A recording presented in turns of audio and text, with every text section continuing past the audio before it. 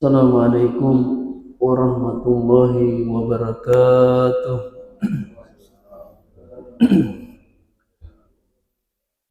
Innal hamdalillah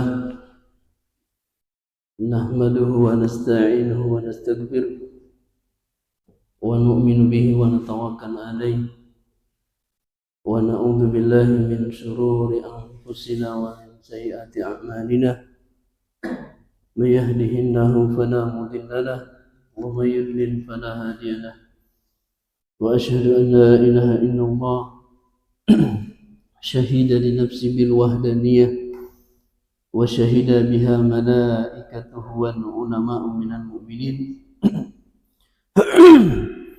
وأشهد أن سيدنا وحبيبنا وشفيعنا وقدوتنا ومولانا محمدا عبده ورسوله بلغ الرسالة وأدى الأمانة ونصح الأمة وجاهد في سبيل الله حق جهاده حتى أتاه اليقين.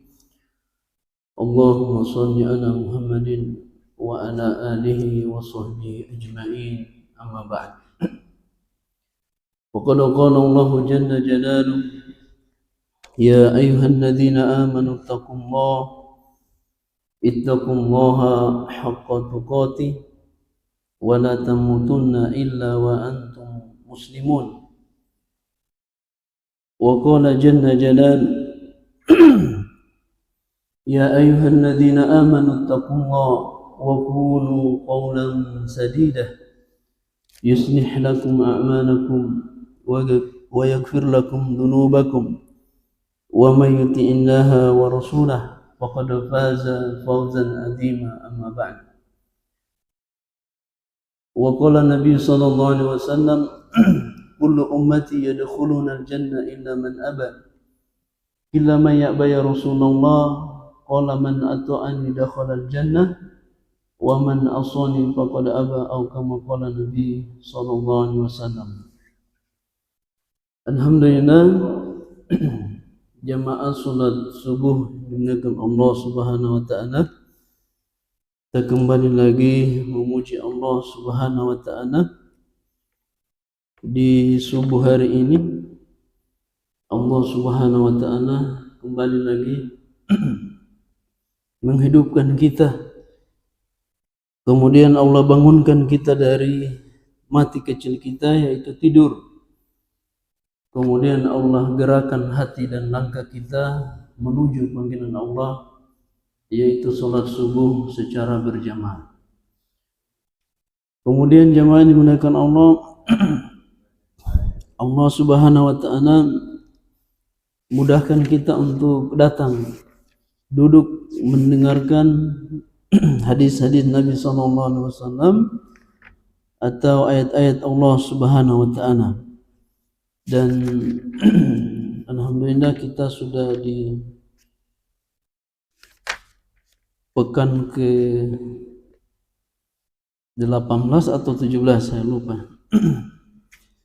Kita sudah menyelesaikan beberapa pembahasan pengajian kita, dan alhamdulillah kita sudah menyelesaikan, dan kita tidak lanjut dulu pembahasan kita fokus kepada pembahasan fikih. Dan ini yang penting, pembahasan fikih dalam ibadah itu penting, karena para ulama mengatakan al-hadits itu mudillatun. Hadis-hadis itu kalau dipahami oleh orang-orang yang tidak punya fikih, maka dia akan menyesatkan orang-orang yang tidak belajar atau tidak punya fikih. Illa lil fuqaha, kecuali orang-orang yang belajar. Kalau ada orang baca hadis kemudian dia tidak pernah belajar hadis, maka hadis itu dipahami dengan pemahamannya, maka itu akan menyesatkan dia. Makanya itu kata Allah, pas'alu ahla dzikri, bertanyalah kepada ahli zikir. Ahli zikir dalam ayat itu kata Allah yaitu orang-orang yang berilmu. In kuntum la ta'lamun, jika kamu tidak tahu. Maka ini jamaah dimuliakan Allah, pentingnya kita belajar. belajar fikih, belajar terutama sholat, fikih di dalam ibadah, dan ini yang penting. Makanya kita tinggalkan dulu sejenak pembahasan bertamasya ke alam kubur, kita kembali lagi ke alam dunia. Karena dunia sudah mulai kacau, jadi kita balik lagi. Jadi dunia sudah mulai kacau ini, apalagi banyak peristiwa yang terjadi, kita kembali lagi ke alam dunia.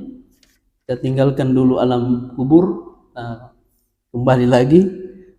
Mudah-mudahan tidak melalaikan kita, karena kita sudah sampai di padang mahsyar. Harusnya pembahasannya itu kita sudah masuk di telaga Nabi, atau kita sudah berada di telaga atau di Al-Haud menuju telaga setelah beberapa syafaat yang diberikan oleh Nabi.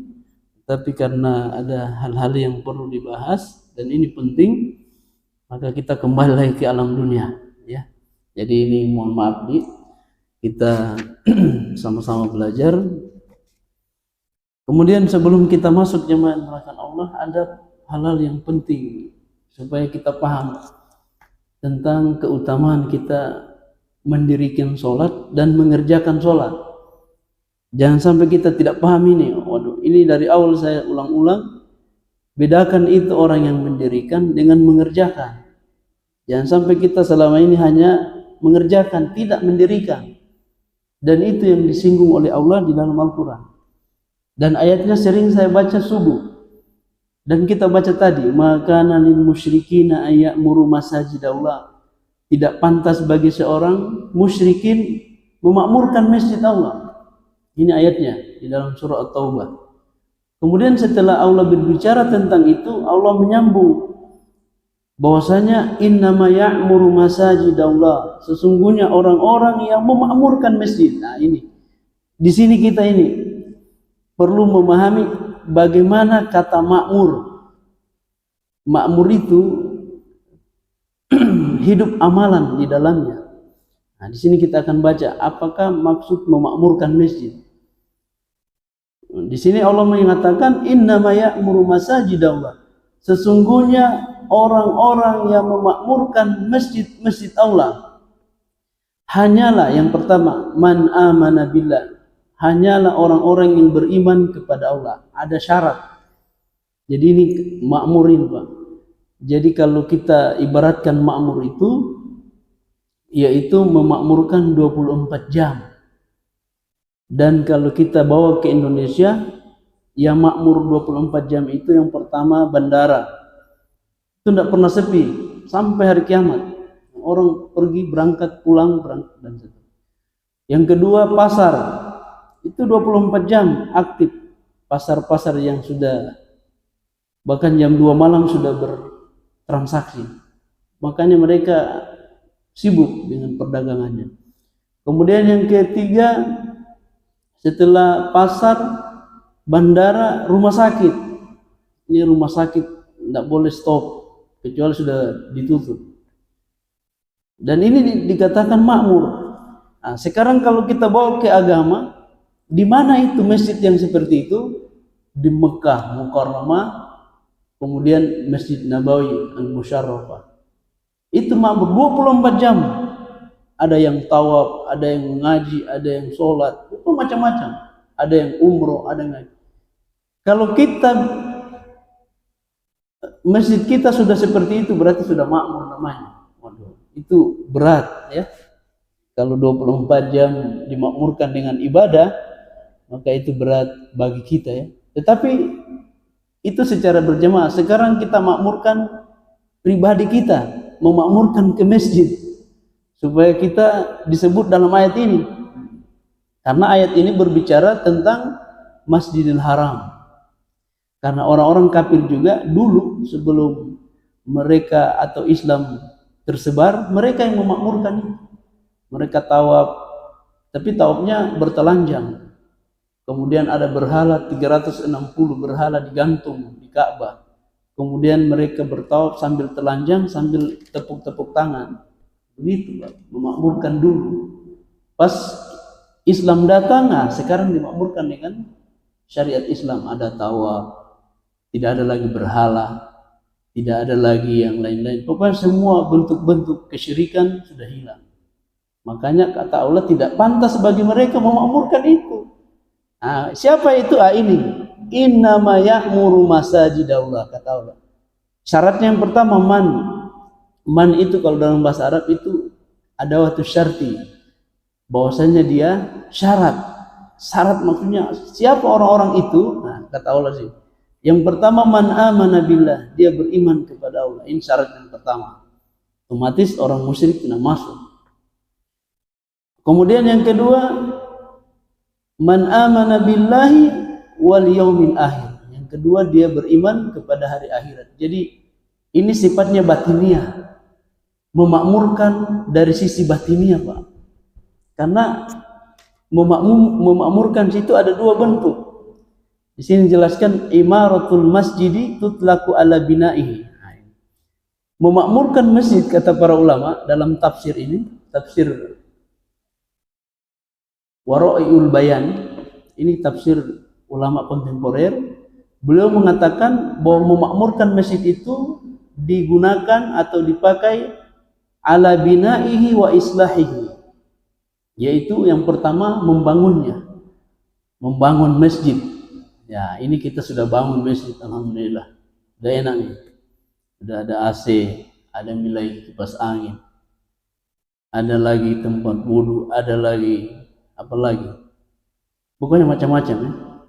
Kemudian wa islahihi, kemudian dia mengislah, kalau ada yang rusak diperbaiki, catnya diganti, mic diperbaiki. Ini semua membangun masjid atau imaratul masajid. Wa tutlaku ala dzuluzumihi wal iqamati fihi li ibadati. Nah, ini yang kedua, Pak. Ini yang kedua. Kalau tadi membangun secara fisik, kelihatan masjidnya. Sekarang kita membangun dari sisi ruhaninya, batiniah masjid itu, ruhnya masjid itu siapa?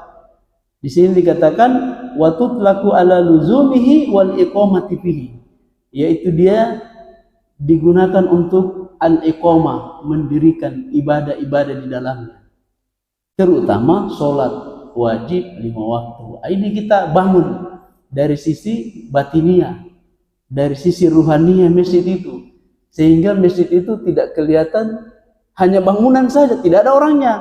Nah, ini yang dicela oleh Allah. Makanya para ulama mengatakan fal imaratu qismani, maka memakmurkan masjid itu ada dua bentuk, hissiyatun wa ma'nawiyatun. Hissiyah itu sesuatu yang nampak, dilihat dengan panca indera, makanya dia sifatnya hissiyah, bisa dirasakan, bisa diraba, kelihatan. Oh, ada masjid di situ. Oh, sudah bagus, berarti orang-orang di situ sudah memakmurkan dari sisi membangun. Dan yang kedua ini yang berat, wa ma'nawiyatun, dari sisi batin, dari sisi ruhaniah masjid itu. Ada isinya tidak itu? Nah, ini kita dituntut ini. Wa kilahuma muradun fil ayat, dan dua-dua ini itulah maksud dalam ayat tadi. Innama ya'muru masajidallah. Ya, kalau pasar aktif 24 jam, bandara 24 jam, rumah sakit, maka masjid 5 menit sholat berjamaah 5 waktu dibuka baru dikunci lagi. Kira-kira makmur tidak itu? Pasti tidak. Contoh makmur itu seperti di Mekah Mukarramah. Waduh, kalau kita ke sana, Pak, kayaknya rasa-rasanya kita tidak ingin kembali. Kenapa? Amalannya hidup 24 jam. Rahmat Allah datang bercucuran. Malaikat terus, Masya Allah. Itu sudah makmur, Pak. Kalau dari sisi bangunan, semua mungkin masjid sudah aman. Tapi dari sisi ibadah, mengajak orang-orang untuk memakmurkan, ini yang berat. Dan ini tanggung jawab kita bersama. Apalagi kalau kita di sini kita misalnya sebagai takmir. Makanya itu, takmir itu dari kata imarah. Ya, dari kata imarah, takmir itu maksudnya tadi itu memakmurkan masjid. Maksudnya ada takmir masjid, dewan masjid, dan itu semua masuk imarah. Dari sisi fisik mereka ngatur. Ada sumbangan ini, ada ini, ada ini. Nah, itu semua dikelola oleh pengurus. Makanya dia bilang sifatnya pengurus. Tapi jangan lupa itu dari sisi fisik, dari sisi ibadah, ini kita dituntut. Bagaimana membangun masyarakat atau mengajak masyarakat memakmurkan masjid dari sisi ibadah. Dan itu yang kita berusaha terus saling mengajak, saling mengingatkan jamaah yang mereka. Makanya jamaah yang dimulakan Allah kita pahami dulu itu, supaya jangan sampai kita, aduh, saya ini mendirikan sholat atau mengerjakan sholat. Nah, ini yang perlu kita pahami. Kemudian kata Allah, setelah dia beriman kepada Allah dan kepada hari akhirat yang tidak nampak tadi, yang sifatnya batiniah, untuk membuktikan itu, nah ini buktinya. Allah menyambung ayat itu, wa aqamas shalah, dan dia mendirikan sholat. Ini perhatikan Pak. Mendirikan sholat itu dikatakan oleh ulama sini, wa aqamas sholata iqamatus sholati al-ityanu biha ala wajhil akmal. Mu'tadilatun muqawwimatun bisa iri syurutiha wa arkaniha. Jadi mendirikan sholat itu Pak, kata para ulama, yaitu tadi yang pertama, di mana adzan dikumandangkan, berjamaah di masjid, ikut sunnah Nabi. Itu mendirikan.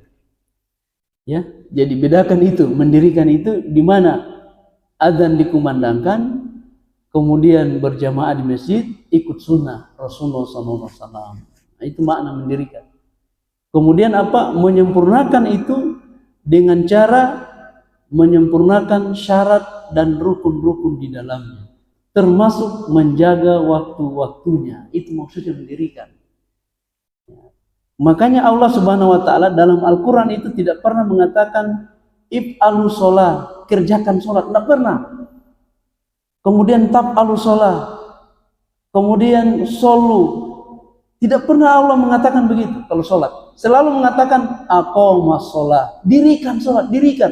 Ibaratnya kalau bangunan itu Pak, kalau kita sudah buat tembok pondasi, maka untuk pondasi ini yang pertama kalau agama itu akidah, nah, yang kedua itu tiangnya apa? Itu sholat. Sholatlah ini yang menjadi tiang agama. Itu didirikan itu Pak, maksudnya cornya itu harus sesuai. Jangan kita 1x10 hancur bangunan. Bayangkan kalau 1x10 campuran, naudzubillah, hancur. Ya, maka ukurannya harus sesuai. Misalnya 1x2, kemudian berapa tingginya, berapa panjang, itu semua diatur. Begitu itu mendirikan. Ada syarat-syarat sholat, ada rukun-rukun sholat, ada pembatal-pembatal. Kita harus tahu. Begitu juga bangunan itu. Kalau mau dirikan, kita harus tahu panjangnya ini, tingginya sekian. Jangan sampai satu tinggi, satu pendek. Nah, ini bahaya. Akhirnya bangunan itu akan hancur. Makanya Nabi pernah bersabda dalam hadis yang lemah bahwa sholat itu tiang agama, umududdin. Barang siapa yang mendirikan sholat, maka dia mendirikan agama. Barang siapa yang meninggalkan sholat, dia yang menghancurkan agama. Makanya Allah tidak pernah bilang kerjakan sholat. Yang ada itu dirikan. Karena beda itu Pak, mengerjakan dengan mendirikan. Mengerjakan itu seperti tadi, sesuai tuntunan Nabi, kemudian sesuai sunnah, kemudian sesuai aturan Nabi buat, yaitu berjamaah di masjid, kemudian sesuai syarat-syarat dan rukun-rukun yang sudah ditetapkan dalam Al-Quran dan hadis. Kalau mengerjakan semau kita, mau di rumah, kapan saja waktunya, dan terserah, itu semau gue. Ini tidak boleh semau gue Pak. Karena Allah mengatakan inna sholata kanat alal mu'minina kitaban mauquta. Sesungguhnya sholat itu telah ditentukan waktu-waktunya kepada seluruh muslimin dan muslimat. Kitaban mauquta. Sekarang ini ayat dirubah. Sesungguhnya sholat itu sudah ditentukan waktu-waktunya, kitaban mauquta. Begitu sekarang. Sudah mau tak, bukan lagi mau kuta, mau tak, mau ibadah. Kalau enak perasaan ibadah, kalau tidak sibuk ibadah. Kalau masih sibuk jangan dulu deh. Sudah azan? Oh, belum komat. Sudah komat? Oh belum, baru 1 rakaat. Allah, ini namanya mengerjakan sholat sesuai kemauanku, sesuai hawa nafsu kita. Sudah sholatnya cepat-cepat lagi. Mau ikuti hawa nafsunya, kenapa? Mau-maunya sholat. Makanya kata Nabi, di akhir zaman itu banyak masjid tapi tidak ada yang khusyuk di dalamnya. Itu yang sholat di masjid, bagaimana sholat di rumah. Ini jamaah. Jadi ini sebagai pemahaman di awal, jadi kita bedakan yang mana mendirikan, yang mana mengerjakan. Jangan sampai selama ini kita hanya mengerjakan, tidak mendirikan. Karena mendirikan tadi, sebagaimana yang Nabi contoh. Makanya Nabi itu Pak, sampai meninggal tidak pernah sholat berjamaah bersama keluarga di rumahnya, sholat fardu sampai meninggal. Tidak pernah, dan tidak pernah ada riwayat. Walaupun masjid Nabi, rumah Nabi itu dekat masjid, sampingnya masjid begini. Di rumah Aisyah, tidak pernah dia sholat bersama istrinya berdua, sholat berjamaah fardu dalam keadaan sakit bagaimana, tidak pernah. Kenapa? Nabi mendirikan sholat Pak. Dan dia ingin contohkan kepada kita bagaimana cara mendirikan sholat. Sehingganya dia dipapa oleh 2 orang sahabat, diberdirikan dalam keadaan yang sudah tidak bisa berdiri, didirikan. Dan Abu Bakar yang menjadi imam pertama kali sholat Isya berjamaah. Kemudian Nabi meninggal dunia di hari Senin. Itu Pak, cara mendirikan yang dicontohkan Nabi. Bukan mau kita mau sholat. Bukan kita mau atur-atur ini, begini, dan bukan. Tapi kita ikut sunnah Nabi, bagaimana beliau mencontohkan ibadah kepada Allah. Kemudian jamaah yang dimuliakan Allah, supaya kita semangat, kita hitung-hitungan sekarang Pak. Kalau kita sholat di masjid, ini luar biasa pahalanya. Di dalam hadis yang sama-sama sudah kita tahu, pahalanya orang sholat di masjid itu luar biasa. Makanya Pak, yang pertama dikasih mengaji dulu masjid, supaya dikasih tahu, sudah mengaji. Yang kedua disalawat, supaya sudah dekat mau azan. Setelah salawat azan nih, sudah azan, kemudian dikoman lagi minimal 15 menit, ditunggu. Jadi semua ini tanda-tanda ini supaya orang diingatkan, supaya dia ke masjid. Makanya kita ini Indonesia enak sekali, dikasih mengaji dulu, kemudian disalawat lagi, kemudian diazan, kemudian diiqomah, terakhir baru sholat. Semua itu untuk memotivasi supaya jangan kita terlambat. Makanya di mengaji dulu, baru mengaji, terus baru salawat, baru azan, belum qomat. Ini semua ini setan punya kerja. Makanya kita jangan tertipu sama setan. Kemudian jamaah yang dimuliakan Allah, Nabi mengatakan begini di dalam riwayat Abdullah bin Umar. Nabi mengatakan sholatul jamaah tabdulu sholatul fadzi bisab'in wa isyrina darajatan. Ini perlu kita harus paham dulu Pak, bagaimana keutamaan mendirikan sholat di masjid. Nabi mengatakan sholat berjamaah itu lebih utama daripada sholat sendirian 27 derajat limpahan. Nah, sekarang Pak, kita hitung-hitungan. Kalau dunia saja kita hitung-hitungan, kenapa akhirat kita tidak hitung-hitungan? Hitung-hitungnya bagaimana? Coba kita kali dulu. Ya, kalau sholat berjamaah 27 derajat pahalanya. Kalau kita sholat duhur 4 rakaat dengan dikalikan atau dinilai dengan 27 sudah luar biasa. Artinya pahalanya luar biasa. Sekarang kita begini, 1 hari 1 malam itu 17 rakaat sholat kali 27 jandul kali 27, kita ambil yang paling jauh, kita kalikan 1 tahun 365 hari, minimal itu 1 tahun. Jadi 17 kali 365. Bagaimana ini? Coba kita hitung-hitung dulu. Ya. Sekitar 6.205 rakaat, Pak. Itu kalau 1 tahun kita kali. Luar biasa nih. Ada 6.205 rakaat. Itu kalau 1 tahun. Kemudian Pak, 1 tahun itu dikali 27 derajat. Coba kali-kali dulu. Siapa tahu jangan sampai salah-salah kita kali-kali ini.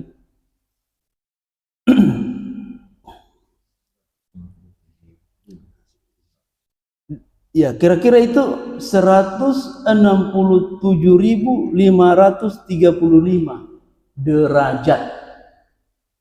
Itu kalau diuangkan, Pak. Kalau diuangkan itu, Pak. Minimal kalau kita uangkan itu sudah berapa itu?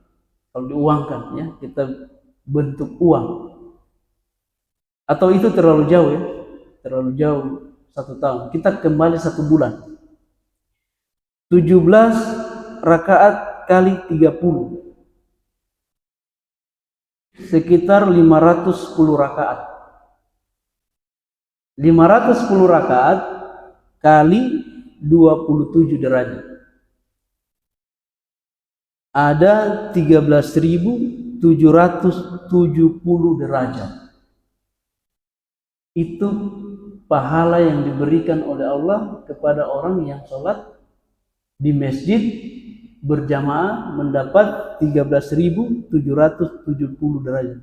Seandainya kalau diuangkan itu misalnya 13 juta 1 bulan kita sholat di masjid, Allah uangkan 13 juta. Siapa yang sholat di masjid 1 bulan terima gaji 13.770. Kira-kira pol masjid ini tidak? Pasti pol, Pak. Nah, 13 juta ini. Kalau diuangkan ya, dijadikan uang. 13 juta cuma 1 bulan beribadah. Allah gaji, ini gajimu. 13 juta 770. Ini yang standar. Belum yang dapat bonus, belum dapat sholat sholat qobliyah, ba'diyah, belum sunnah-sunnahnya yang lain. Itu yang standar.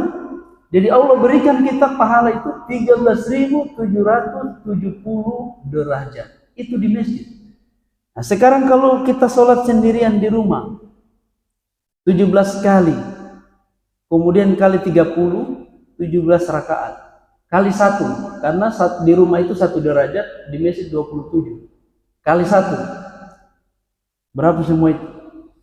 510 rakaat dikali 1 derajat, sama, 510 derajat, hanya 500. Artinya gajinya ini kalau diuangkan, engkau sholat selama 1 bulan digaji 500.000. Sekarang kita pilih mana? Mau yang 13 juta atau yang 500? Hitung-hitungan dunia, Pak. Orang tidak mau digaji 500.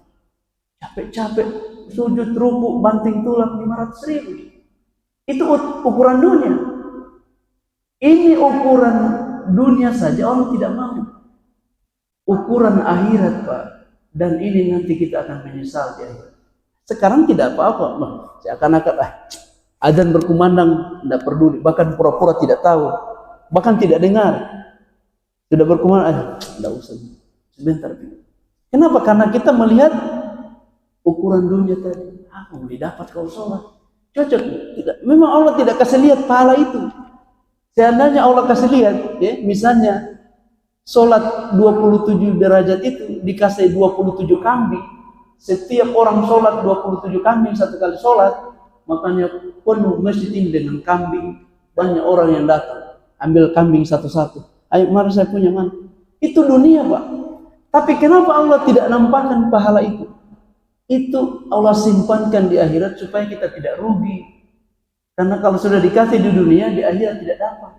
Apa yang kita mau ambil di akhirat kalau sudah diberikan di dunia? Makanya Allah simpan. Makanya, Pak, kalau kita hitung-hitungan dunia saja kita tidak mau. Dan kita secara pribadi 500.000 itu untuk 1 bulan tidak cukup, Pak. Itu di dunia, bagaimana di akhirat? Dikubur, di mahsyar, dan seterusnya. Dan ini yang 13 juta, kenapa kita tidak mau? La haula wala quwwata. Makanya Pak, ini motivasi saja supaya kita jangan berpikir biar saya nanti sebentar di sholat. Oh jangan Pak, karena kita bayangkan Pak, rugi sekali.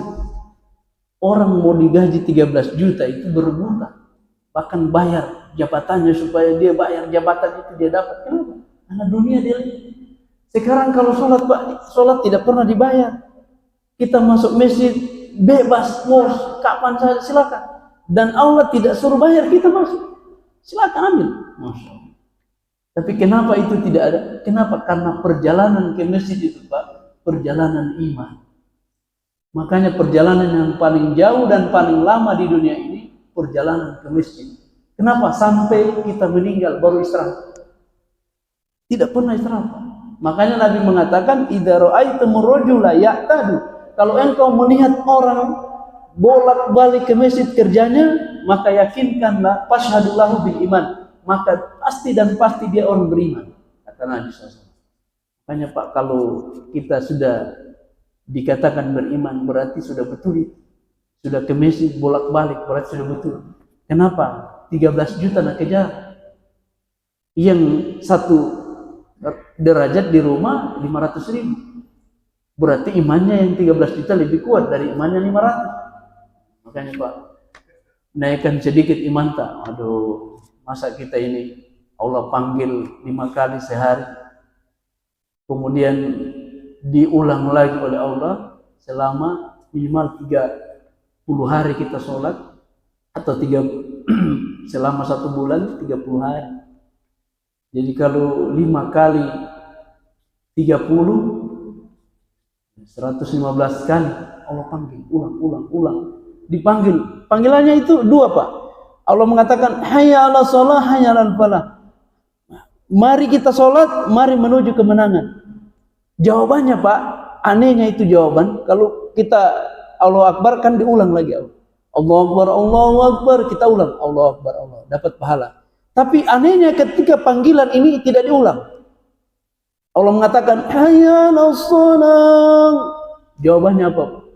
La haula wala quwwata illa billah. Jawaban apa? Jawaban keimanan. Kenapa? Hanya orang-orang yang diberikan pertolongan oleh Allah yang bisa memenuhi. Tidak semua yang bisa Pak. Makanya ini jawaban ini Pak. Kalau kita jawab ini panggilan dengan la haula wala, pasti dia ke masjid, pasti. Karena Allah akan tolong dia. Tapi kalau kita tidak jawab itu, tidak akan ke masjid. Kenapa? Karena panggilan itu panggilan iman. Makanya Allah mengatakan situ, ketika dia panggil kita hayya 'alas shalah, jawabannya itu Pak bukan hanya salat, bukan. Diulang, bukan. Dijawab dengan la haula, tidak ada daya dan upaya kecuali pertolongan Allah. Masya Allah. Pahami itu. Itu dulu kita pahami, supaya jangan kita menganggap ibadah di masjid itu tidak ada gunanya, apalagi tidak ada keutamanya. Itu sebagai pembuka ya, supaya saya motivasi kita, mudah-mudahan istiqomah ya. Kali ini 1 tahun, itu tadi kalau kali 1 tahun 167.535 derajat. Kalau diuangkan itu mungkin berapa ratus juta Pak, diterima setiap tahun kali ini. Makanya ada seorang ulama itu Pak, yang bernama Sa'id ibn Musayyib mengatakan, man adzana muadzinu illa wa ana fil masjid. Tidaklah berkumandang azan di masjid kecuali saya sudah di masjid. Berapa tahun itu? Arba'ina sana, 40 tahun. Sekarang Pak bertanya, berapa puluh tahun kita sholat di masjid? Pertanyaan sekarang. Umur kita sekarang ini misalnya sudah 50. Dari 50 itu dipotong 15 tahun, berapa puluh tahun kita istiqomah di masjid? Coba berapa? Kali itu. Dan itu pahala yang akan kita dapat. Kalau kita sudah mengkali-kali begitu, dunia saja kita rajin, apalagi akhiratnya. Ini jamaah yang dimuliakan Allah. Jadi ini ya, sebagai motivasi ya. Jadi beruntunglah kita Pak kalau sholat di masjid. Ya, mohon maaf ini ya, jangan kita tersinggung. Tapi tidak apa-apa, tersinggung positif itu lebih bagus. Jangan sampai negatif. Waduh, ini yang bahaya. Sudah dikasih tahu begini, nanti alasannya lain lagi. Waduh, jangan. Ya, tersinggung positif itu bagus. membawa semangat, membawa kita lebih baik, Pak. Jangan sampai di akhirat baru kita, itu tidak pernah saya diajak. Karena Allah akan bertanya kepada kita, alam ya'tikum nadir, apakah pernah ada orang mengingatkan kepadamu? Mati, Pak. Kalau kita bilang tidak pernah ada yang datang, wah. Dan ini tugas kita yang sudah sering berjamaah di masjid, tugasnya menyampaikan yang belum berjamaah. Dan itu Allah akan tanya. Itu tetanggamu kau lewat di rumahnya, baru dia duduk-duduk di depannya, tidak pernah kita sampaikan agama. Kita lewat-lewat, enak-enak saya sholat di masjid, pulang balik ke masjid, sementara dia kau lewat-lewat tidak pernah diajak. Nah, ini tanggung jawab kita. Makanya ini berat, Pak. Tanggung jawab kita ini berat. Yang sudah sholat, tanggung jawabnya berat. Bagaimana yang belum sholat? Ya, makanya saya ajak kita semua supaya mari kita sebagai pengurus, apalagi yang sudah kita sampaikan, pengurus itu bukan cuma fisik yang dibangun, tetapi bagaimana membangun hubungan kita dengan Allah, mengajak orang-orang itu membangun masjid itu di dalam dirinya. Maksudnya keinginan untuk ke masjid, itu yang kita mau bangun melalui pengajian-pengajian seperti ini. Ini sebagai pembuka, mudah-mudahan ada manfaatnya. Mudah-mudahan ini kita sudah pahami, Pak, ya. Saya juga ya berusaha untuk istiqomah, dan kita semua ini berusaha untuk istiqomah, ya, untuk beribadah kepada Allah Subhanahu wa taala. Jangan sampai kita dituntut nanti di akhirat. Itu tidak pernah saya diajak. Mereka enak-enak misalnya sholat, ini dan itu, bahkan makan-makan di masjid. Waduh, Masya Allah. Nanti pertanyaannya akan ditanya oleh Allah seperti itu. Dan kita akan diminta pertanggungjawaban jamaah yang dimuliakan Allah, orang-orang yang sudah ibadah di sisi Allah akan ditanya oleh Allah nanti di akhirat. Nah, dan ini tanggung jawab kita. Keluarga kita yang lebih utama. Keluarga kita, pokoknya sahabat kita, orang dekat kita, ini kita harus ingatkan. Jangan sampai setan lebih dahulu mengingatkannya. Jangan kita sholat di masjid, banyak pahala di sana, nanti dia ingatkan kita, jangan usah sholat di masjid, di rumah saja. Dan itu usaha setan berhasil, Pak. Dan banyak setan berkeliaran di sekitar kita. Kemudian yang terakhir jemaah dari ayat ini, untuk menutup ayat itu kata Allah, walam yahsya illallah, dan dia tidak takut kepada siapapun kecuali Allah. Ini, Pak. Semua urusan dunia dia tinggalkan. Kenapa? Dia takut kepada. Kenapa? Karena iman itu ada rasa takut. Dan itu akan membuahkan hasil ibadah yang sempurna ketika iman itu ada rasa takut. Kenapa orang tidak mau ibadah? Karena tidak ada rasa takut. Seakan-akan dia masih hidup besok. Seakan-akan dia masih hidup, oh masih panjang waktunya, masih lama, masih muda, masih kuat, belum meninggal ini. Nah, ini, Pak. Kenapa kalau orang sudah beriman dengan baik, maka rasa takut itu akan muncul. Dan itulah yang akan membimbing kita selalu istiqomah beribadah. Tapi kalau tidak ada rasa takut, biar adzan ini, Pak, dipindah di rumahnya itu mic atau speaker, ditaruh di rumahnya, dia tidak akan ke masjid. Kenapa? Karena rasa takut tidak ada. Karena orang itu, Kak, kalau sudah ada rasa takut, bagaimanapun dia akan tinggalkan seluruh kesibukannya untuk mentaati Allah Subhanahu wa taala. Makanya rasa takut, Pak, ditingkatkan. Kalau orang tadi 500.000 mereka berjuang untuk mendapatkan dunia, untuk Allah 13 juta, kenapa kita tidak mau? Dan tingkatkan rasa takut itu. Supaya apa? Pahala kita dapat. Dan ini tidak mudah, Pak. Menimbulkan rasa takut kepada Allah tidak mudah. Tidak semua orang punya rasa takut kepada Allah Subhanahu wa taala. Ya, dan mudah-mudahan ya kita selalu berusaha meningkatkan rasa takut kita kepada Allah Subhanahu wa taala. Jemaah yang dimuliakan Allah.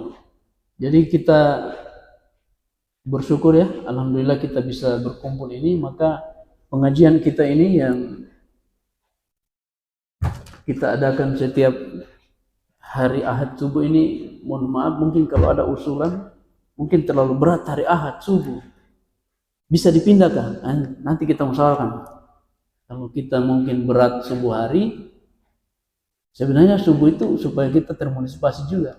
Tapi kalau tidak bisa juga ya kita musyawarah bagaimana pengajian itu dipindah. Misalnya pindah setelah asar atau setelah duhur atau setelah maghrib, macam-macam. Intinya itu untuk kebaikan kita jemaah. Supaya Pak, kalau kita sering dengar pengajian, itu ada fikih, ada wawasan, ada pengetahuan, ada ilmu yang membimbing kita. Jangan sampai kita, karena kita tidak punya ilmu, kemudian kita ibadah di masjid, kemudian mendapatkan hal-hal yang tidak sesuai dengan pemahaman kita. Dan itu perlu kita bicarakan. Dan itu yang penting, kita bertanya dan seterusnya, itu yang penting. Jangan sampai kita, waduh, tidak enak nih, jadinya dia pindah masjid lain, tidak mau lagi sholat di masjid sini misalnya. Dan itu perlu kita sama-sama duduk, berbicara, berdiskusi. Makanya itu pentingnya kita diskusi tentang agama kita ini. Jangan sampai kita salah pemahaman atau mungkin kita tidak paham, akhirnya kita bersikap seperti itu, ya. Nah, dan ini yang dikhawatirkan jamaah yang dimuliakan Allah. Jangan sampai kita juga yang jadi imam ini berdosa. Ada jamaah yang lari tidak mau sholat di situ. Nah, ini Pak, mohon maaf ini kalau memang selama ini ada yang hal-hal yang tidak bersesuai dengan pemahaman kita, itu perlu dibicarakan dan perlu ditanya sebenarnya seperti apa itu hukumnya, begini dan begitu. Kenapa? Kalau kita tidak bertanya dan kita membangun pemahaman kita, nanti kita akan prasangka buruk sama orang, apalagi sama imam. Waduh, itu imam Pak, kalau orang sudah tidak suka, bagaimanapun baiknya tidak ada, dia kali nol semua. Sudah, saya pindah masjid dan seterusnya. Ini Pak, jangan sampai itu terjadi. Maka kita perlu membuka diri, diskusi dan bertanya, itu banyak pahalanya. Dan kita insya Allah tidak dimarah untuk bertanya, semua diberikan, ya, diberikan kesempatan dan peluang untuk bertanya. Nah, makanya jemaah yang dimuliakan Allah, apapun yang kita rasakan selama di masjid ini, mari kita diskusikan atau bicarakan seperti apa, ya. Jangan sampai pemahaman-pemahaman yang mungkin kita tidak sesuai itu memicu permusuhan ataupun perdebatan di antara kita. Padahal kita saja tidak tahu bagaimana hukumnya. Nah, ya, ini mohon maaf Pak, ya. Mudah-mudahan kita ini sama-sama, ya, karena setan ini pintar Pak. Setan ini paling pintar. Kenapa? Dari zaman Nabi Adam sampai hari ini dia sudah tahu bagaimana celah untuk menghancurkan, membuat orang-orang supaya bertikai dan memecah belah kaum muslimin. Kenapa? Sudah pengalaman, ya, sudah pengalaman beliau. Makanya setan itu makhluk yang paling sabar.